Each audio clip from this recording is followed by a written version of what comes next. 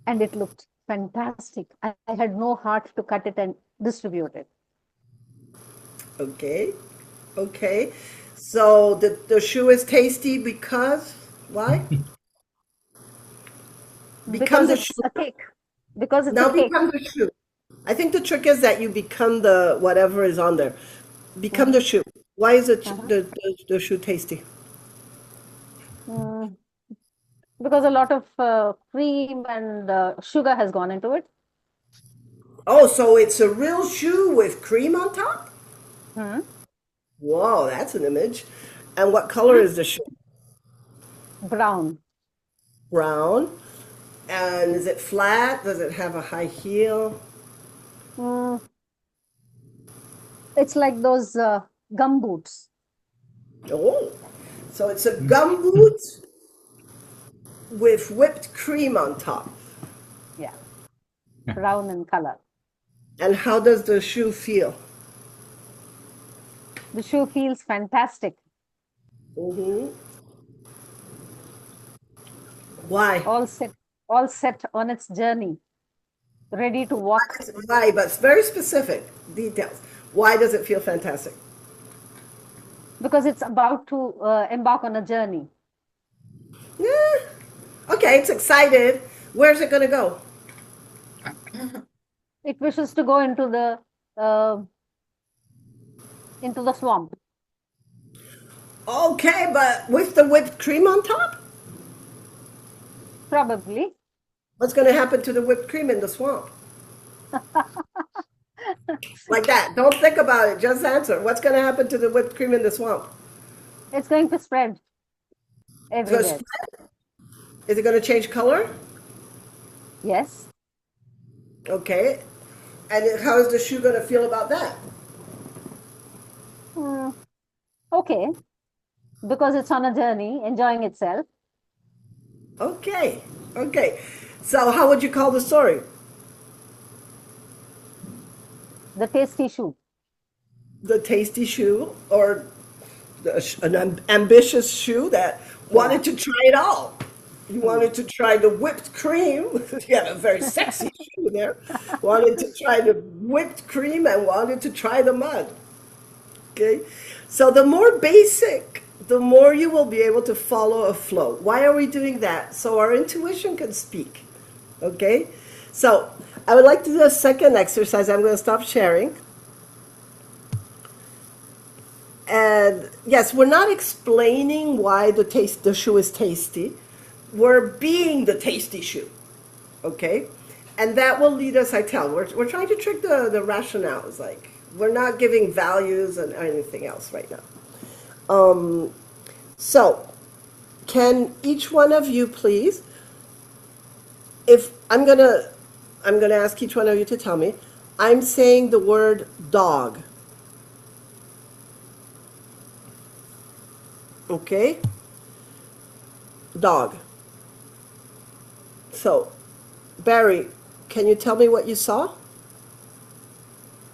A white, shaggy dog, very young puppy. Okay, so smallish. Yeah. Shaggy, white. Okay. Ranjani? A well-fed golden retriever. Okay. Moira? You have to unmute. A big brown dog. Big brown dog. Okay. Vinod? Oh yes, yeah, the dog that walked along with the monks on their peace walk. Oh, yes. Lashka. What's his name? Yes. Aloka. Aloka. Yes, yes. Okay. Jeff, do you want to tell us what the dog looks like? I don't know if Jeff is around. Anybody else want to share their dog? A friendly Okay, my dog. one. Oh, sorry. Pankuri. So my dog is shaggy, completely black. It's a mountain dog, and it's going on a trek with me. Okay. Sarita? This is like a pet dog, which is very friendly with everybody. It goes and meets What everybody. color? What color? Grayish. Grayish. Okay. Size? Medium, not too big, not too small. Medium. Still a Medium. puppy, but looks bigger. Okay. So, just I want to make a little parenthesis. So, in the room, we have how many dogs?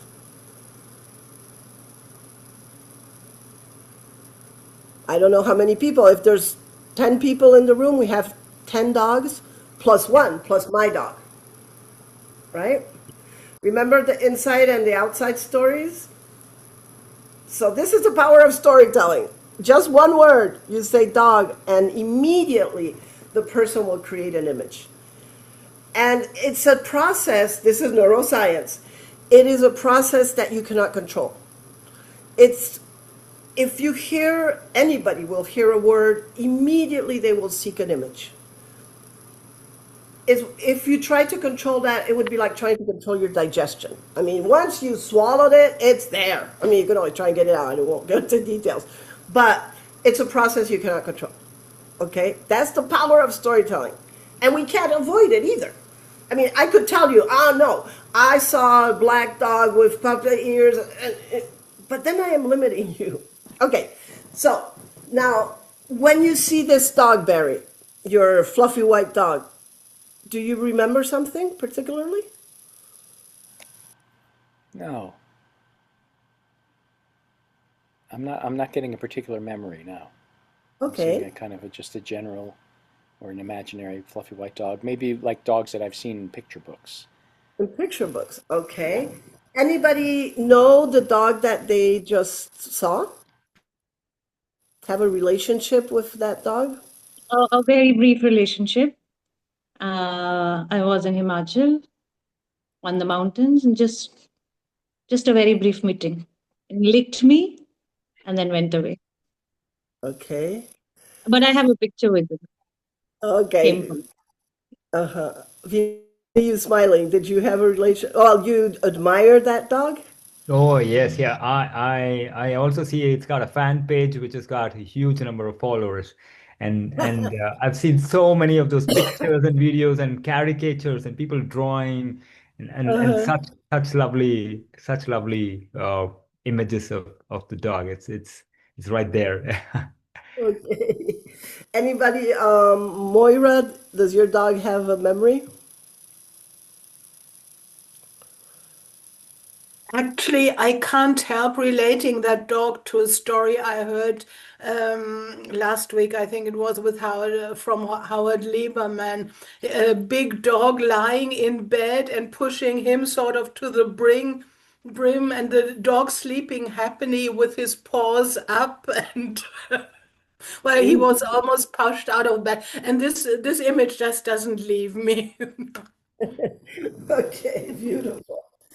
So if you see an image, the image that came, in a very free way, immediately sends you, except for Barry, which that's very interesting, the first time Barry, but probably if you keep on going, it's a certain book that you have that in your memory. There is an emotional relationship with that first image that appeared. Okay. So yes, we are acting crazy, what is it? Tasty shoes and creams on shoes, but also your emotion is going to be involved. With Moira, for example, it's more like, we all want to be that dog. Or with Vinod, it's like, it's an endearing way a loving way of facing maybe all the violence that we are, and not feeling so, I mean, it has a whole implication. Okay.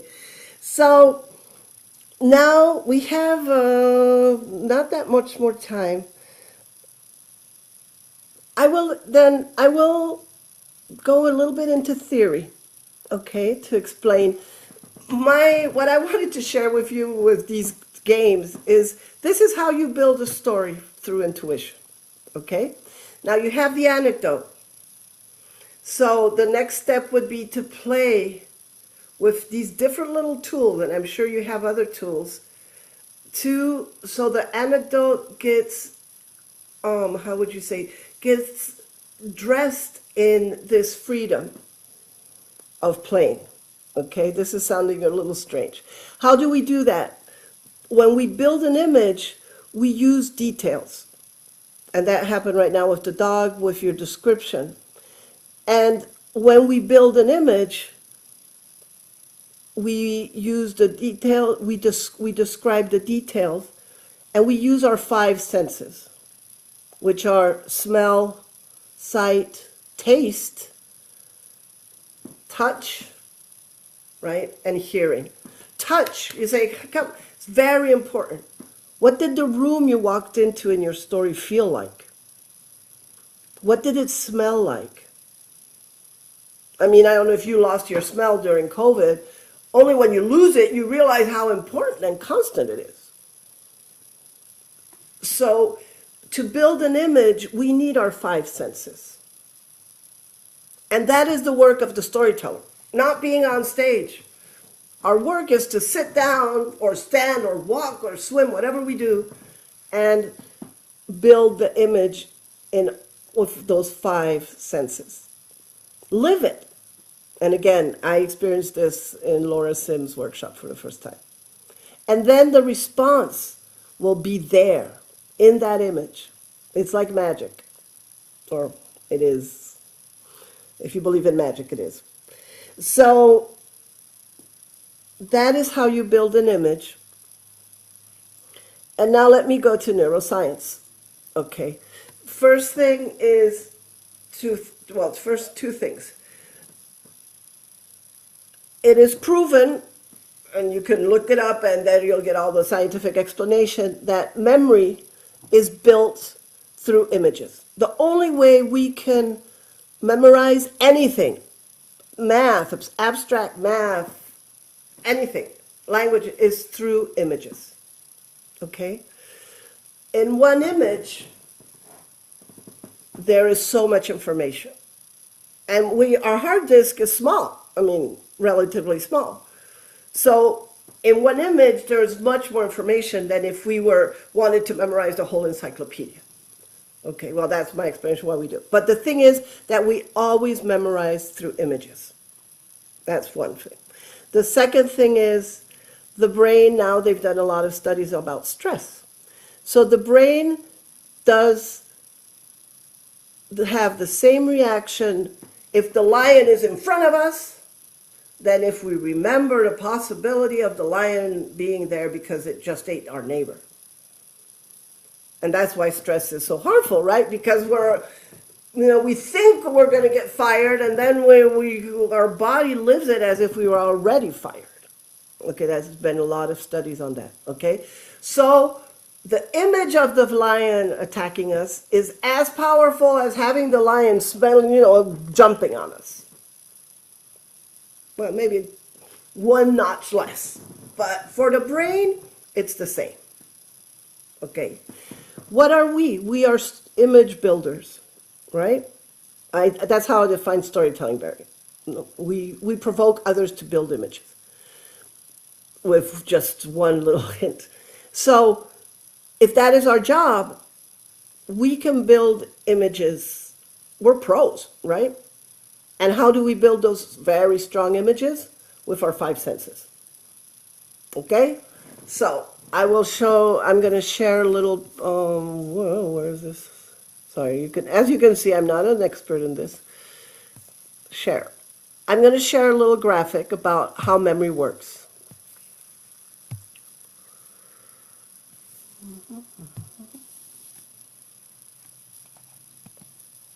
Oops. Oh, how does it move? Sorry.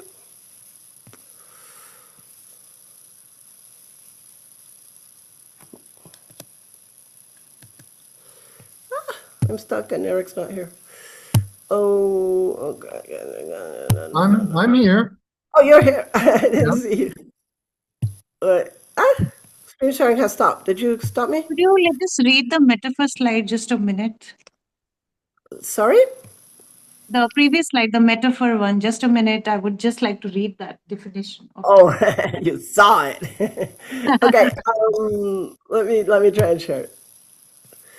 I'm having a mystery attack here. Okay. So share. Current slide. Okay. The metaphor rewrites and reinterprets reality with categories based on imagination, not logic. Studies in cognitive linguistics suggest that metaphor is not merely a stylistic device, but fundamental to human cognition. Okay, so this is it.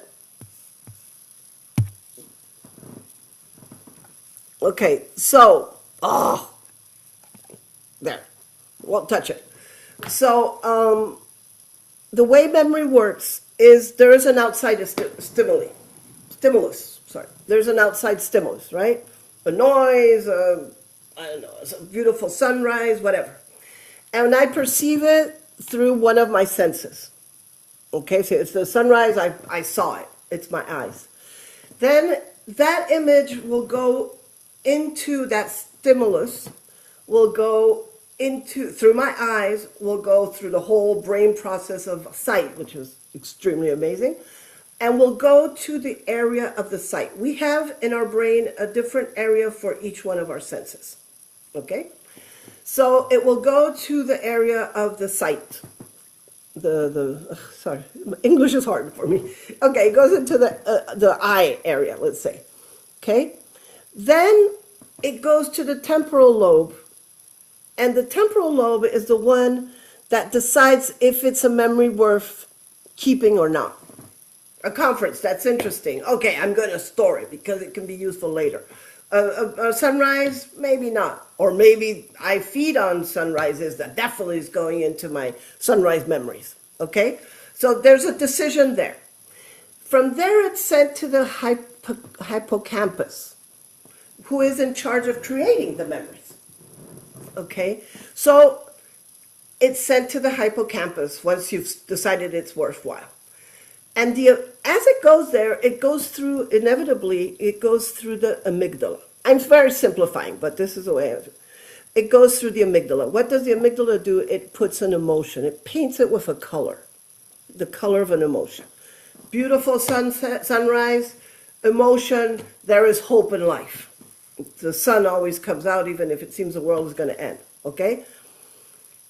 And that color on the memory is going to stay. So if I decided that memory was pink because it's full of hope, then that memory will be recorded with that color, with that emotion. And it goes back to where it was stored originally, where it arrived originally, into the storage related to my eyes. Okay? Again, stimulus, we receive it, we decide if it's worthwhile. Let's say we want to keep it, it goes to the hippocampus.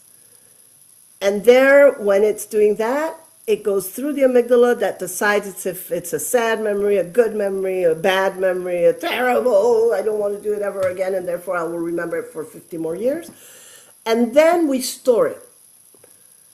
Now let's go back to something I said before. What's interesting is that every time we remember that sunrise, that I had never seen a pink sunrise in my life, we are going to do the whole process again. Because the memory, the image, is real for my brain. Even if it happened 10 years ago, it is real. Just like the lion, remember? So every time I bring it up, I take out the file, and I see that memory of the sunrise, then again, it is qualified, it is called. So it goes back to, okay, should I keep it? Yes. It goes back to the hippocampus, and amygdala decides again if it's good or bad, or whatever, or sad or happy, and then we store it again. So what we can do as storytellers is create images, right? With details. So if we change what that image looks like, and if we change, make it credible, because we know how to do it, by putting in the smell, the sight, the touch, the sound, the taste, then it will be reconsidered. Let's say a terrible storm where I lost my house. It's a gray image. But if I paint it a different color, it will be reclassified. And when it goes through the amygdala, it will no longer be terrifying. It will be, hey, I got a new house a few years later. And so it will be different. And it will be recorded as a good memory, not a painful memory anymore. And it works, I promise. Okay, let me, you want to ask a certain question about this before I take it off?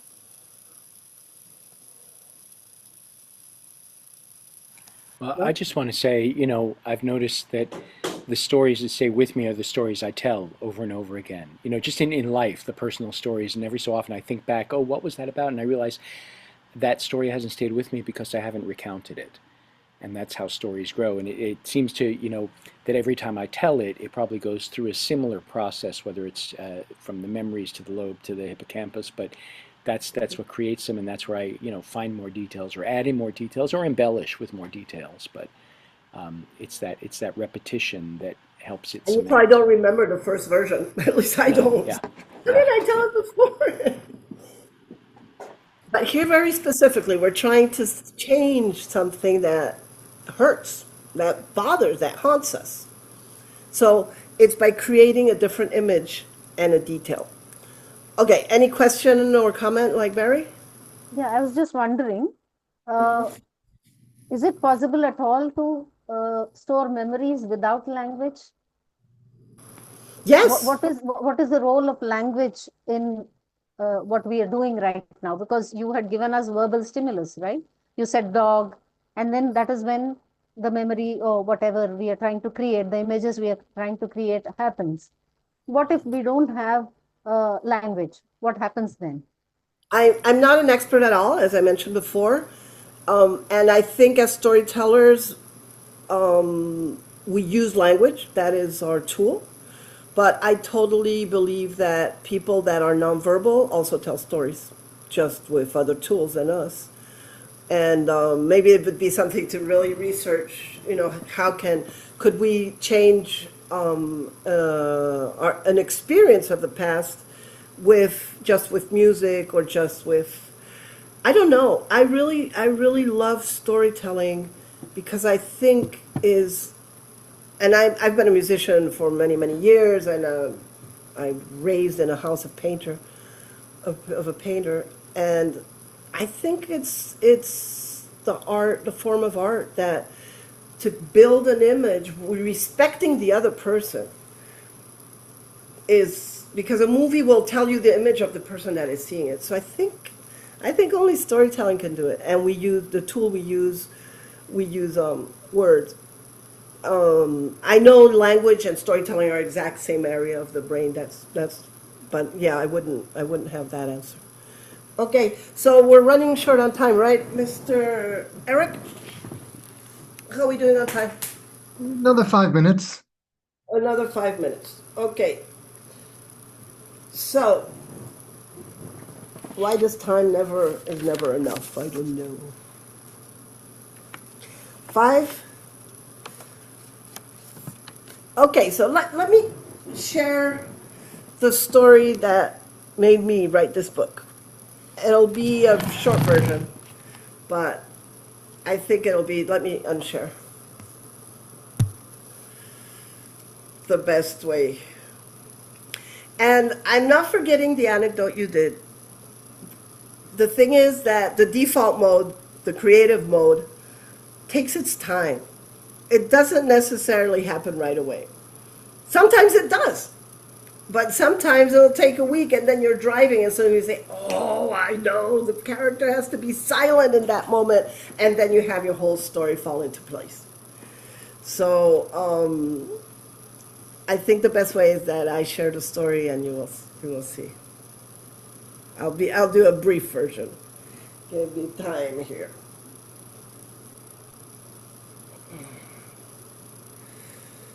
We're putting the timer so I don't go over. Okay, so. Extra, extra, se robaron a la muerte, no podemos vivir sin ella. The newspapers are all saying that death has disappeared. It was stolen, and how is life going to go on without death? My father, looks out the window when he hears this and goes down into the street because he had a plan. He had decided he was going to kill himself on the 28th of February. But if death had disappeared, how would he do that? So he started asking around, and somebody told him what happened. Death arrived to this house and knocked on the door. And the mother was sick in bed and told her son, her 8-year-old son, you know who it is. You have to open the door. And the son said, no. And the knock again. And the mother said, you have to open. But he was 8, and he only had his mother.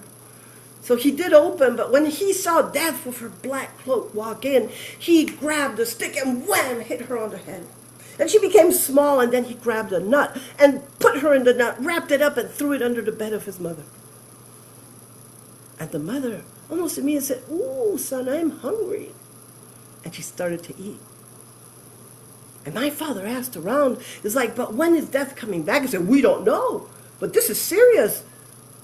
The butcher shop had no meat. How could you kill a cow? You would kill it and come back.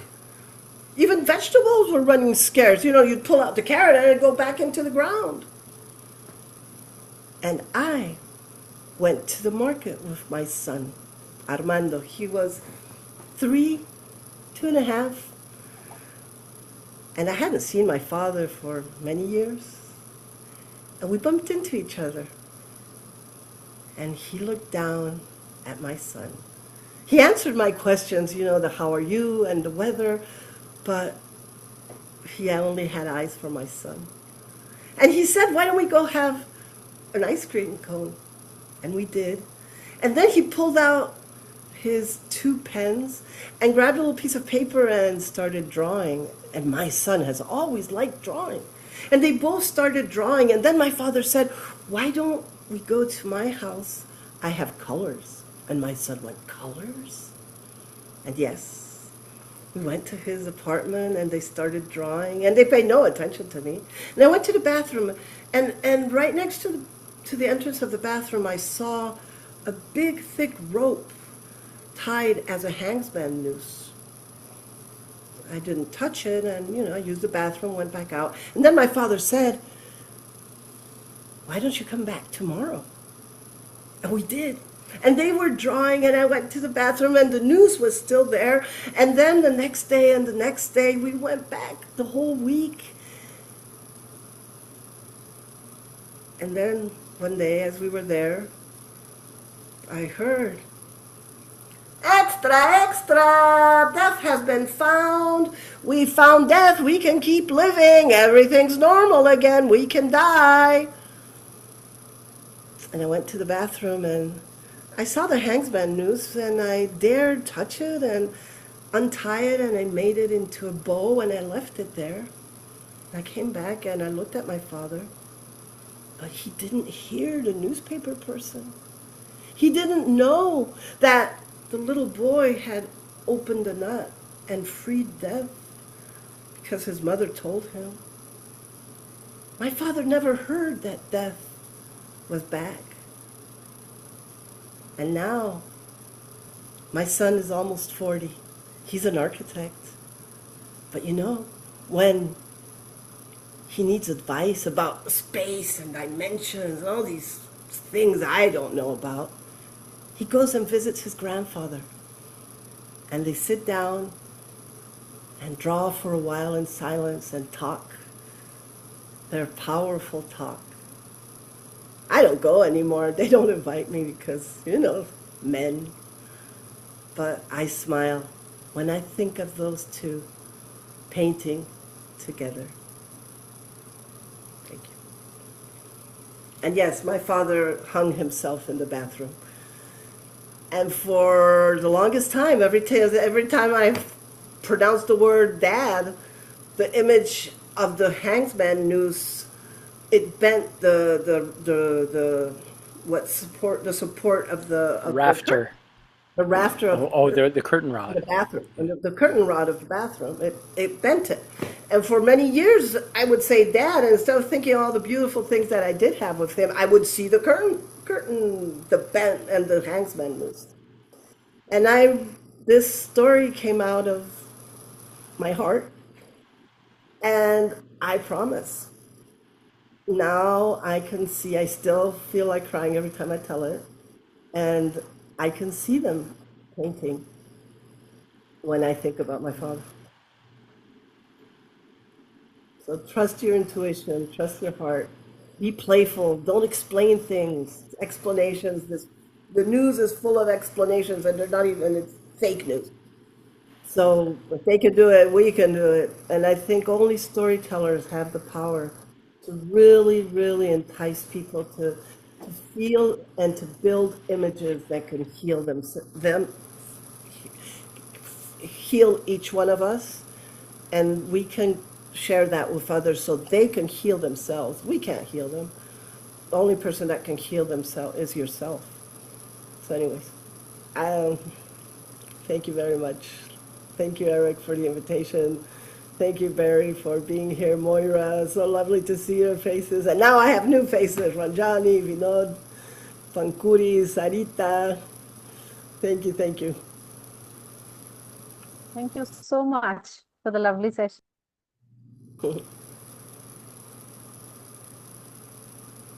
Okay, thank you. It's been a wonderful workshop. Thank Thank you. you. Bye-bye.